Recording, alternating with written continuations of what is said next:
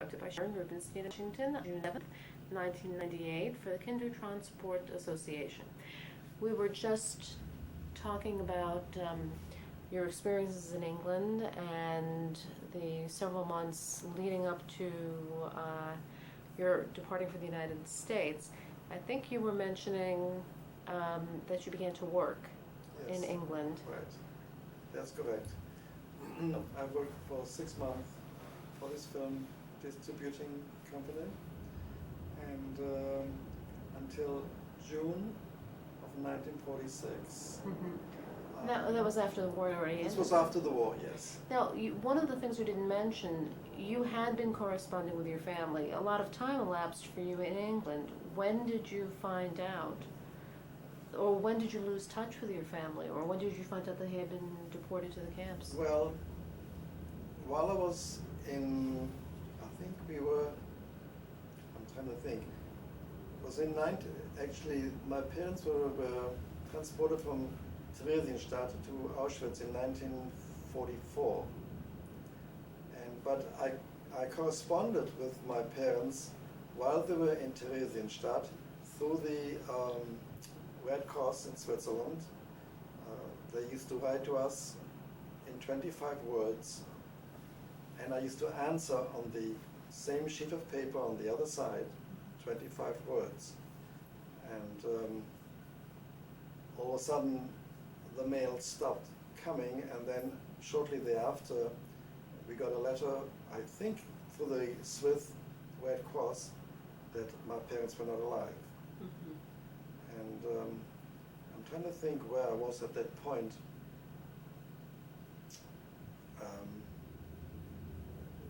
I think we're probably in, I think I was still in Aldridge at that time.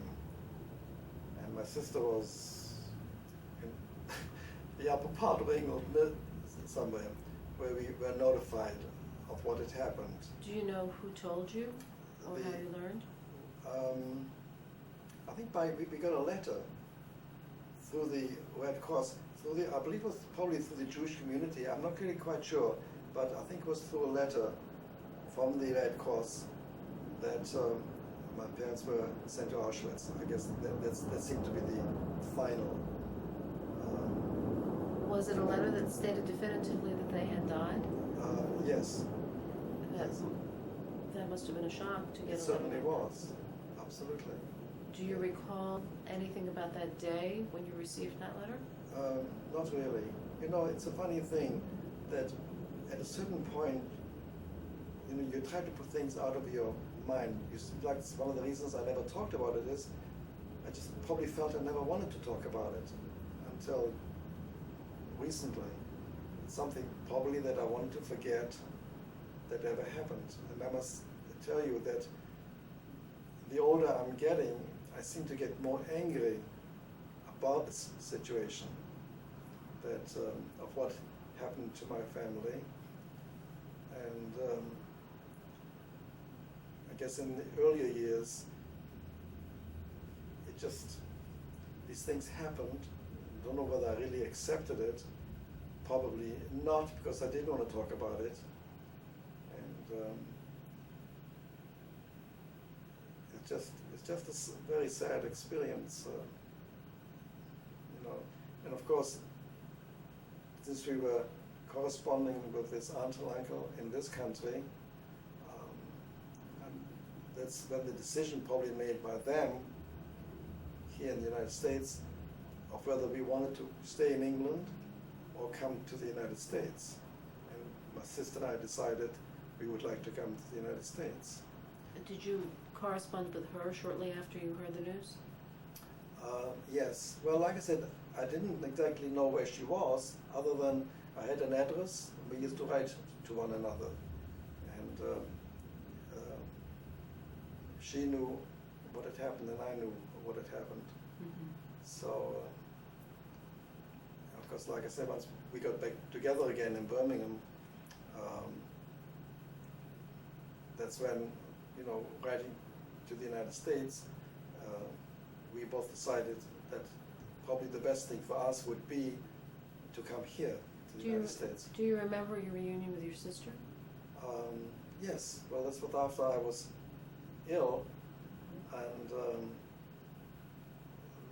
since I hadn't seen her for 6 years, certainly we were delighted that we were able to get back together again at that point, because I really didn't think much about what would be, when we would ever get back together again. That thought someone never came to mind at this point. She was in one place and I was in another place, and the idea of getting back together again at a certain point, we never even talked about it. Did she look like what you expected her to look like? Yes, because I had pictures of what she looked like when she was younger, and yes, I remember what she looked like, and I mean, the only thing was that I found a tremendous change in her. She seemed to be extremely hard-boiled, a lot of anger because of the way she was treated. I found out, like I said, when she started to mention a few things, she was mentioning things like she was molested where she was, and because she never talked about it until, like I said, about 2 years ago, when we were together in New York, that she mentioned some of these things that she went through, you know, and so it left her a very bitter person. And she, when we came to the United States, after a couple of years or so, I don't remember exactly, she got married. She met her husband to be at the Catskills. We were at a resort, and she met her husband there. And she had an unfortunate situation that he passed away at an early age of 50. And she was not one to be alone. And after a while, she remarried. And she married a man quite a bit older than she, who at the moment is not a well person, and he's got Parkinson disease. And again, she had a much rougher way to go than I did, and it shows, the scars shows, because as children we were extremely close, and although now she's still very protective. She's still, you know, she's concerned that be careful, don't get into anything, this kind of thing. I mean, this happens to be her nature, but she can't show real warmth. This is something that has disappeared because of a lot of the things that have happened to her. Does she not show real warmth to you? She shows warmth up to a point, you know. She's not one person that you can hug, for example.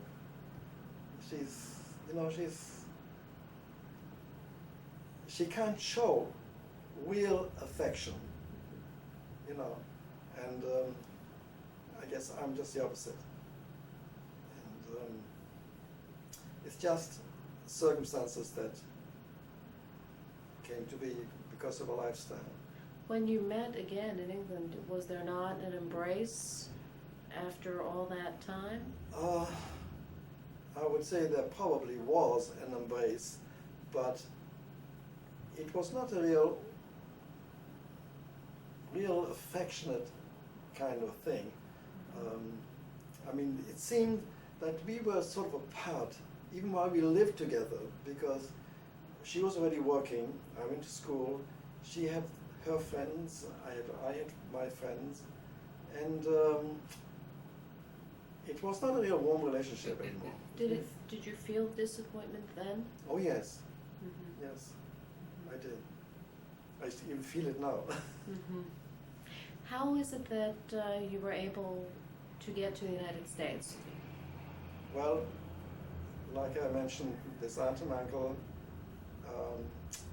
after asking us whether we'd like to come, we said yes. They made the arrangements. They got somebody in Cleveland to, I guess, vouch for us. They needed some kind of a sponsor, there was, so that we wouldn't be a burden to the United States. And so we both came here. We left England June 8th, I believe. 1946? 1946.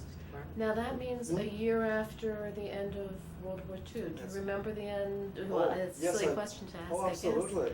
I mean, tell me about D-Day, D-Day and tell me about... It was an extremely jubilant time because everything in England was dark. There were no street lights, there was nothing during the war. Once the war was over and all the street lights went on, there was dancing in the street. It was unbelievable. That was V-Day.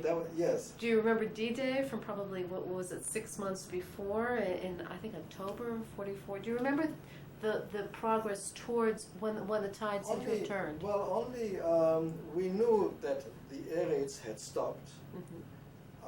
We knew because of the newspapers and radio that things were coming to an end. And I guess we all felt very good about that, that it looked like the war was coming to an end. And of course, once it did, I mean, it was like almost like bedlam in the streets. I remember that very well. We were all in the streets. I mean, it was just dancing in the streets and this kind of thing. Were you in Birmingham then? Yes, it was very exciting. It really was.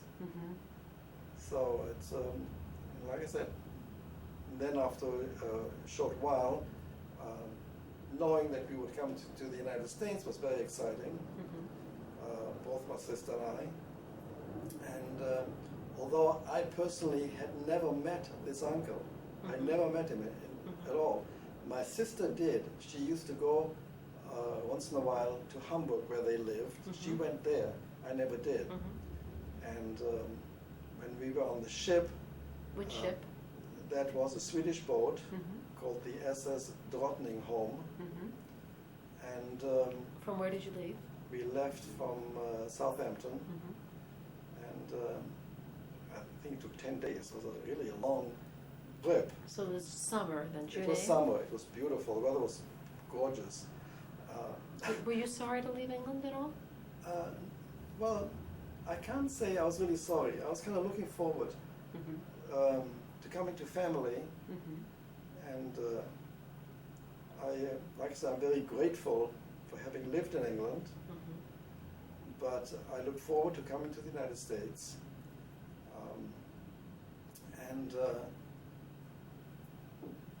Because my uncle, he described himself, because I'd never met him.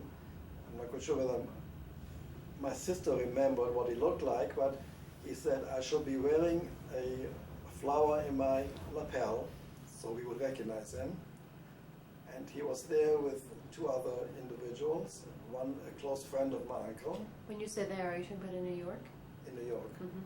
He met us at the boat, and this one,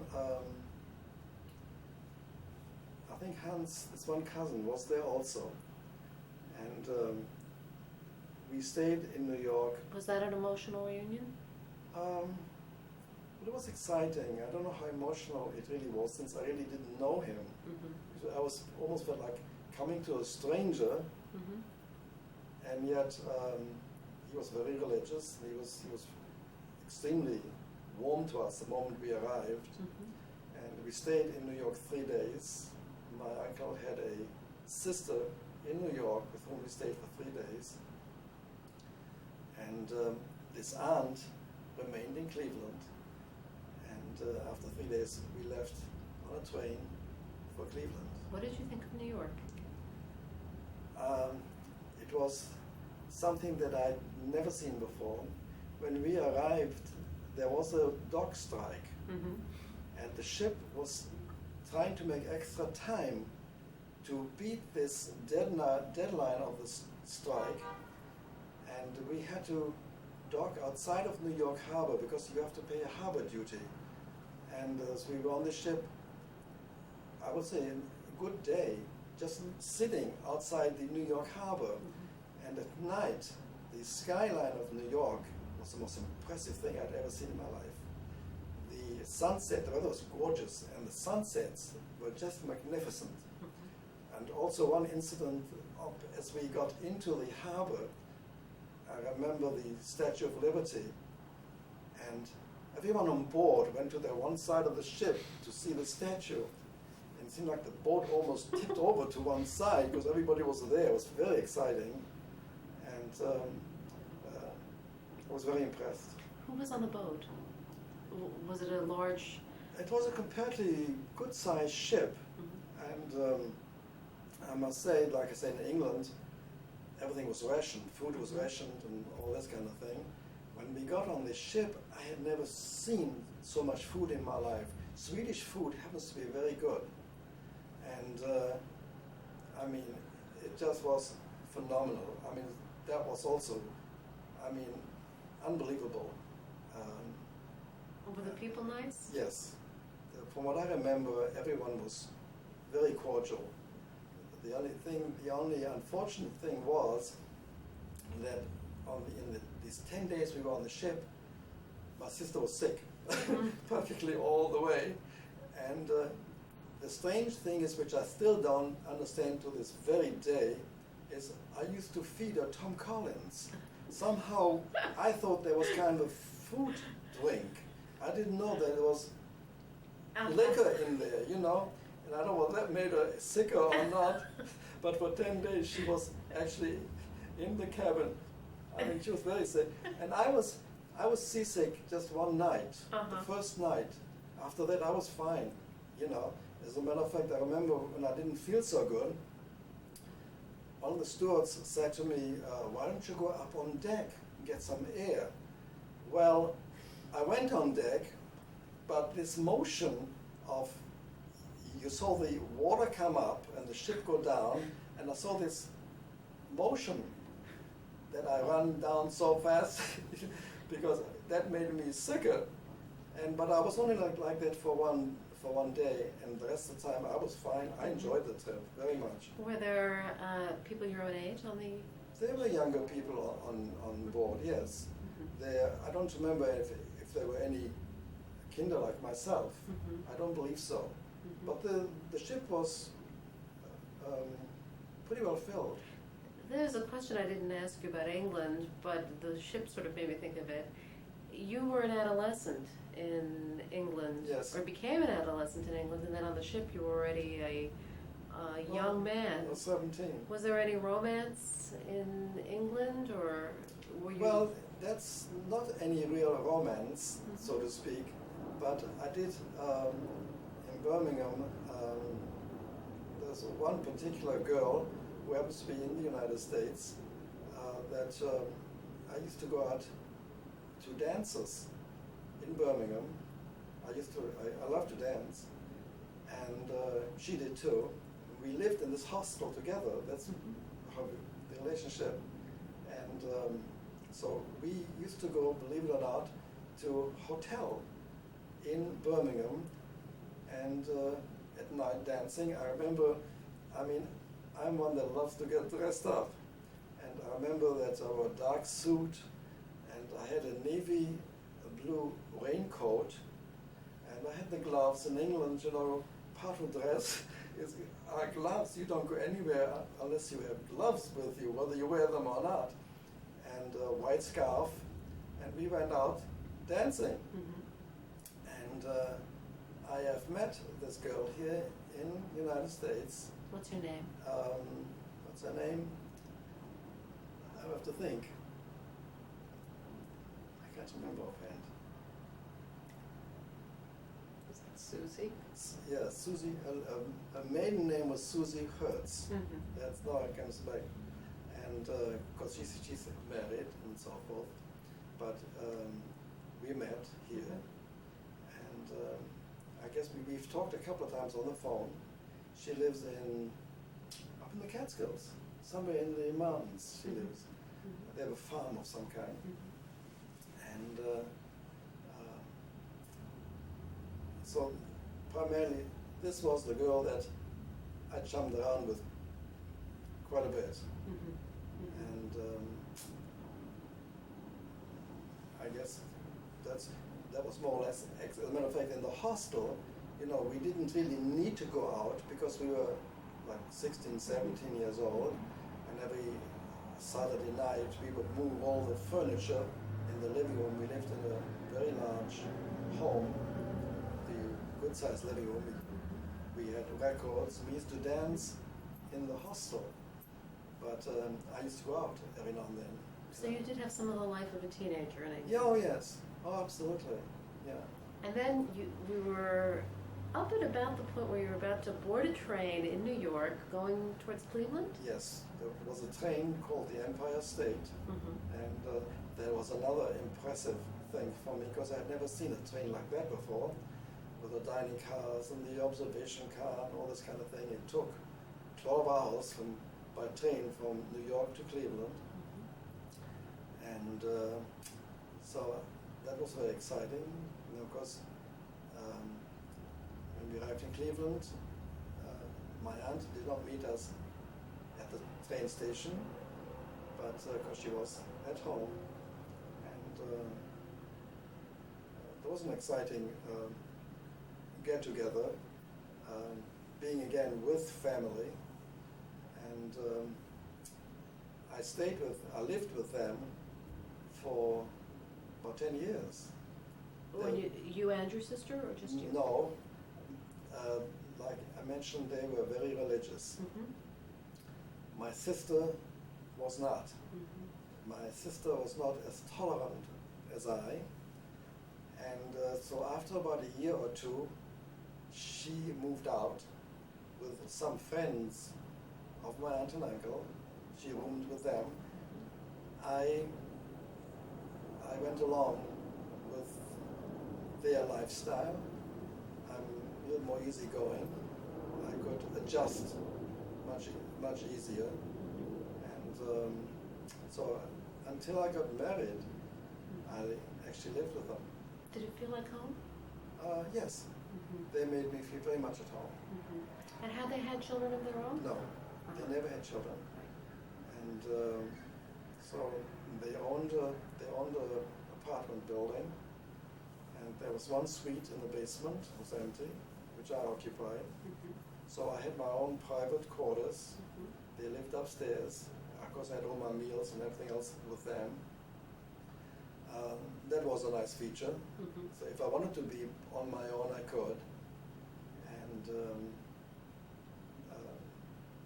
then we moved, after a while we moved from the apartment. He still had it, but we moved into a different part of Cleveland, and I moved with them. And I mean, as far as my relationship was concerned, I mean, I had it very good there. They did everything for me. I had an option of going to school or going to work. And I'm a very independent person.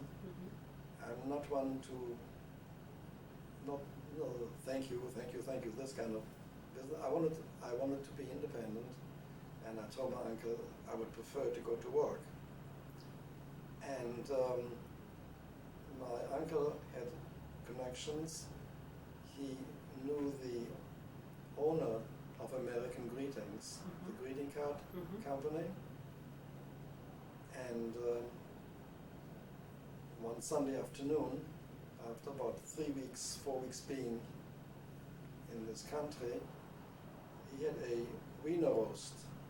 It's Mr. Saperstein, who was the original owner of American Greetings, at his home. And there, my uncle approached Mr. Saperstein and said, I have a nephew that came from England, he's looking for a job. And I wasn't quite, I think short of just a couple of weeks of 18. And well, he said, well, come tomorrow to the office we'll see if they can find a job for you.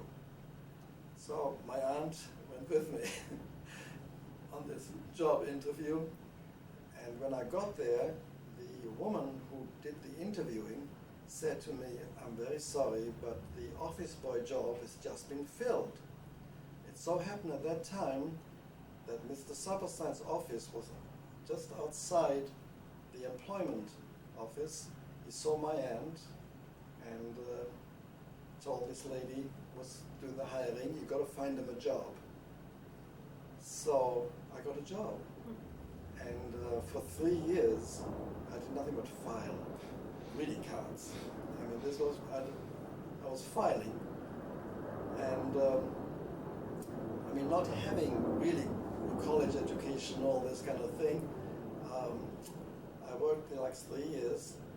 After 3 years, the one of the vice presidents was a job opening in the art department, office kind of job, and said to me, "Would you be interested in that job?" And I said, "Yes." So I became involved with the creative department and doing various different jobs, and until I worked myself into a position which was a graphics coordinator, which sounds fantastic, but what it was is that it was more like troubleshooting. It was dealing with problem solving, this kind of thing.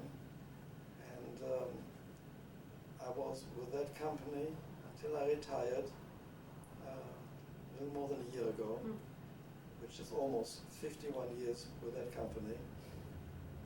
And I enjoyed my job very much. I really did. I enjoyed the people that I worked with.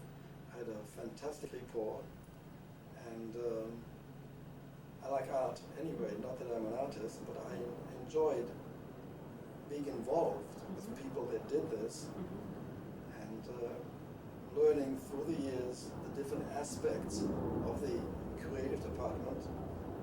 I dealt with printers and the problems that they had and this kind of thing. So actually I worked myself up into a position after all these years, and they were very kind to me. I got all kind of awards. I got an achievement award and all this sort of thing. So I'm not one, as you can see, for changes. I'm a very stable person. And you found a happy niche there. Yes, absolutely. And like I said, I was there almost 51 years. And during this time, were you then building friendships at work and in the community, maybe at synagogue? I was more in the community. I mean, I was friendly with one of my bosses, who happened to be a woman, and who was actually instrumental in many of the different aspects of my job, like recommending me for an achievement award and all this kind of thing. They had to be voted on, all this kind of stuff. And so I was very, very friendly. Even to this very day, I talk to her, although she recently lost her job after being with the company for 20 years. But I didn't really make social friends, per se, with people that I've worked with other than this particular one. And but I made friends in the community. I mean, I met people, I dated, and thought it was until I met my wife. And well, let's go back to 1946. You're living with your aunt and uncle. Right. And you have a suite downstairs, yes. And your English at this point has been honed by 6 years or more in England. 8 years. 8 years in England. So how was the adjustment to the United States? I really had no problem with adjusting to the United States at all, except there was just one incident, but it was kind of humorous, is that when I came here, it was in the summer, and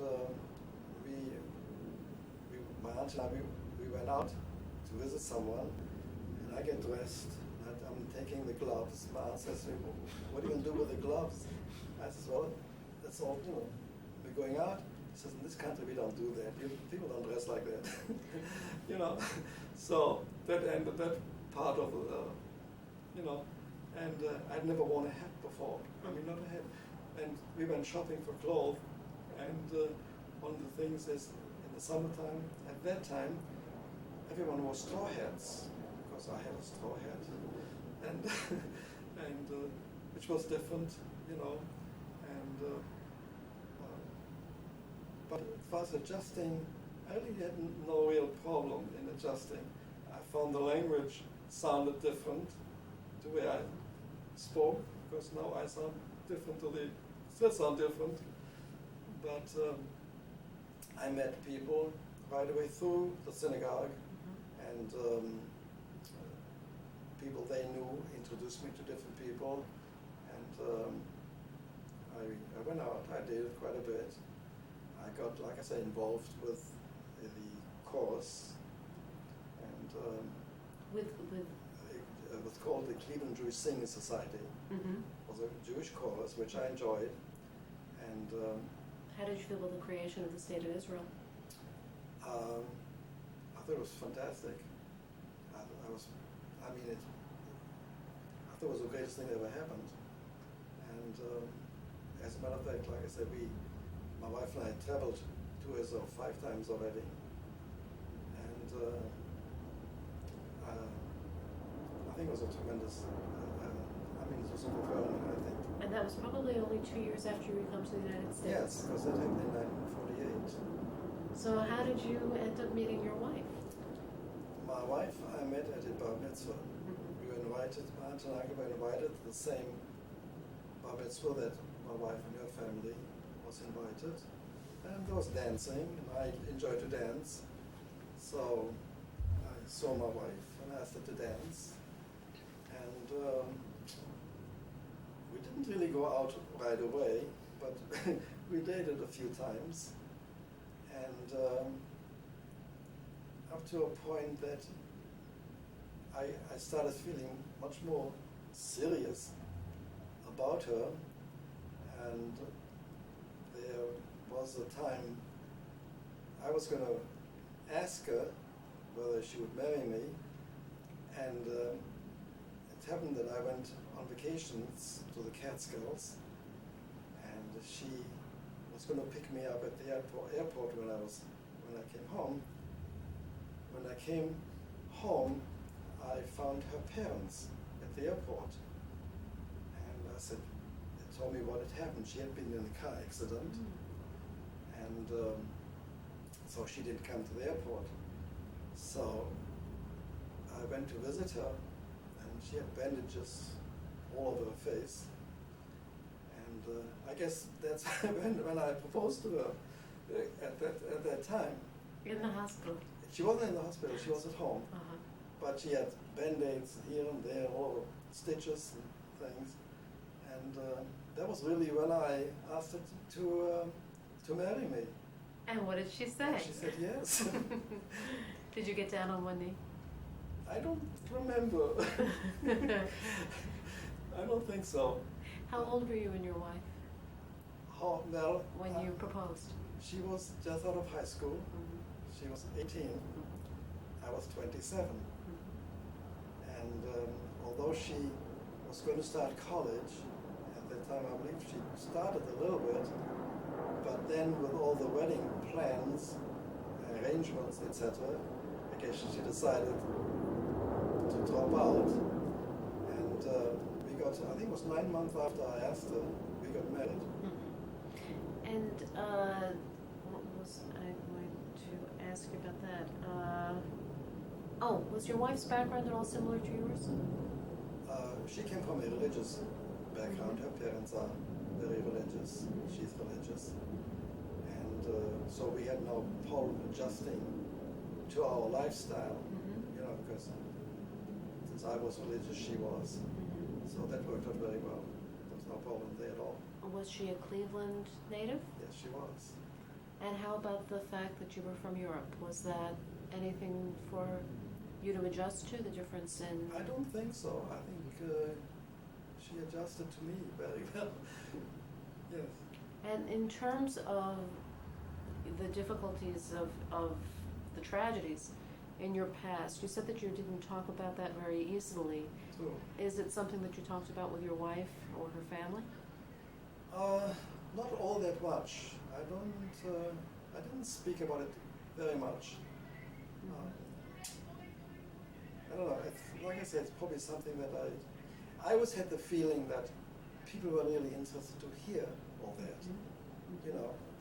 And so I never really discussed it very much. I mean, they knew that my parents were murdered by the Nazis, my family. But as far as any real details were concerned, we never really went into it very deeply. And did you have children? We have one daughter, and she's adopted. We adopted her. Is she interested in your past? No, not really. My daughter, unfortunately, she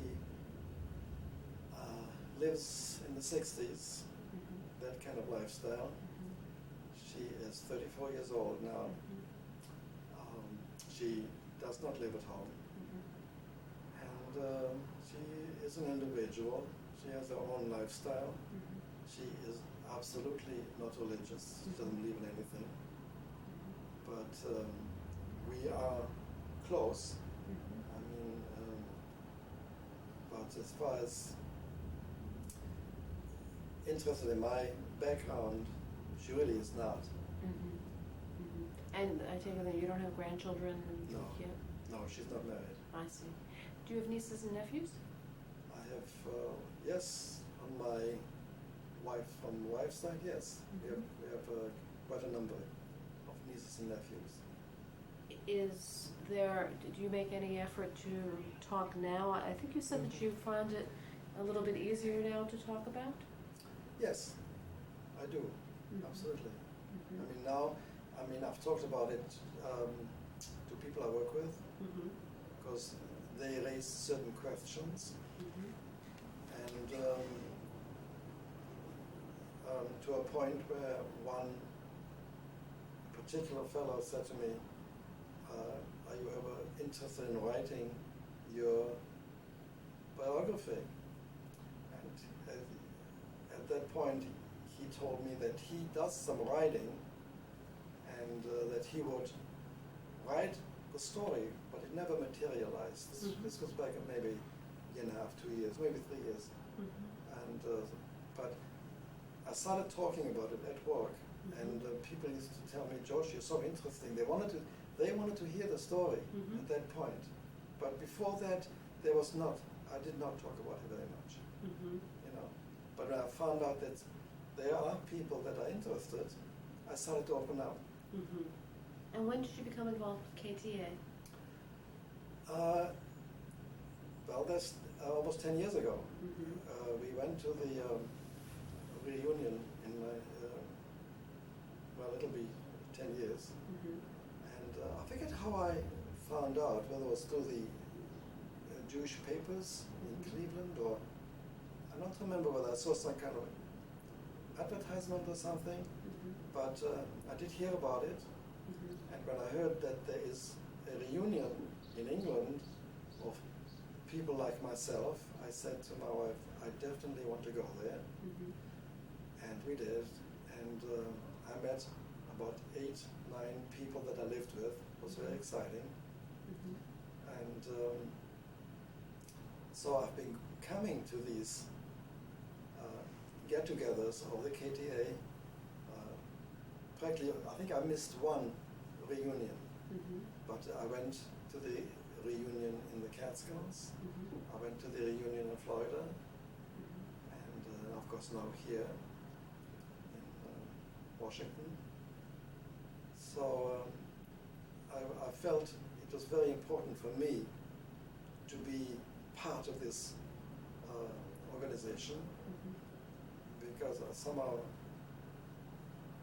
it feels good to be with people who unfortunately are the same tragedies that I did, and it's almost like misery likes company, kind of.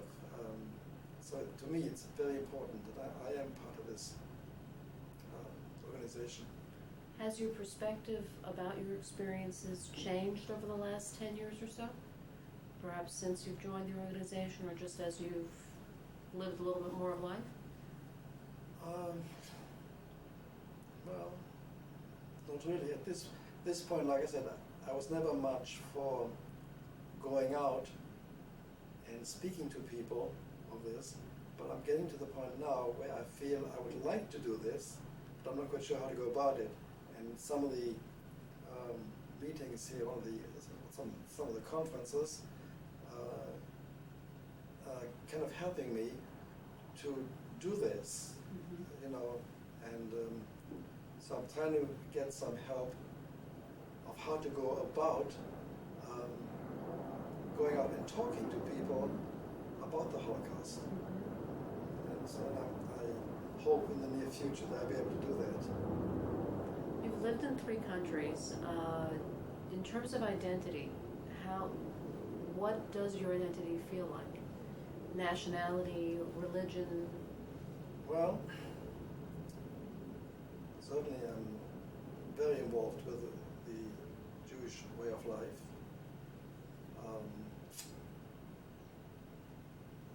Whether I feel myself a true American, I'm not quite sure. I still feel that I'm different, a little bit different than the people around me. You know, I certainly try to fit into the society, and I think I do a pretty good job of that. But I still feel not a true American. There's something, you know, I still feel, well, I'm from German background, all this kind of thing. It's you know, it's not totally 100%. Although you did marry somebody. Oh, absolutely. And like I say, we are very happily married. So. If you were going to characterize your feelings about the 3 places that you've lived, Germany, England, and the United States, how would you describe that? Well, I'm certainly much happier here than anywhere else. I mean, I think the American way of life is tremendous. I've been very fortunate. And I think outside of maybe wanting to live in Israel, maybe, I wouldn't want to live anywhere else except the United States. I mean, like I said, I'm grateful of having been in England, but I never had the feeling of actually wanting to live there on a permanent basis. I never had I knew when I was in England that probably I wouldn't stay there. As a matter of fact, a lot of the people like myself in England went on Hashara, they went to Israel, Palestine, and they were I had thoughts of going there as well. But of course, when the situation arose of my coming to the United States, I chose to come here. And actually I'm very happy that I did. You know, like I said, we traveled to Israel as much as we were able to. I really enjoyed that. But no, I definitely identify with the United States. I wouldn't want to be anywhere else. Did you feel conflict during the mandate, the British mandate in Palestine? Because in 1946, there was a hot political climate. Was that something that bothered me in any which way? Well, I knew there was a lot of disturbance at that time, but we were very Zionistic in England, I felt that probably that's where I would want to be, with my own people in Palestine at that time. So, because a number of people that I knew left from England to go to Palestine, and as a matter of fact, I belonged to a Habbonim in England, and I went to their meetings, and but like I said, I came to the United States instead. Well, one more question about your roots, and then I'll ask you a more open-ended question for anything you'd like to add. How about Germany? You mentioned having gone back 2 years ago. What are your feelings about Germany now? Well, I'll tell you, I went there the one time after many years of not wanting to go there at all. I went there, and that's it. I would not want to go back. I have no desire to go back at all. I saw what I wanted to see. It's sort of a closure, I guess, as far as my life is concerned. I really have no desire to be any part of going back to Germany at all. You know, I just needed, I guess, to just see where I came from, and which I did. But that seems to be all I wanted to do. I have no desire ever to go back to Germany again. It doesn't really, I have no feelings for that at all. Are your aunt and uncle still alive? No. My aunt died about 10, 12 years ago, and my uncle died about 10 years ago. So, go ahead. So actually, my family here is my wife's family, and there's one cousin that I have in Cleveland, and of course my sister. And that is, you know, and like I said, I happen to be married into a very fine family. I'm very fortunate. What's your wife's name? Sally. And what was her maiden name? her name was Polster, Polster. And very religious, warm family. So I made a very good choice. That's wonderful. Is there anything else you would like to add? Well, I think like I said, I enjoy being interviewed. I wasn't quite sure to what extent I was going to go with this. I enjoy the organization, and I just, like I said, I enjoy my life here in this country. I'm very happy being here. Are there recollections about your parents you want to? Well, like I said, I don't have really any more recollections other than what I've mentioned earlier. There's really not that much anymore to say at this time, you know. Being as young as I was at the time, I know my family life in Germany was a good one, but other than that, like I said, my life, that part of my life stopped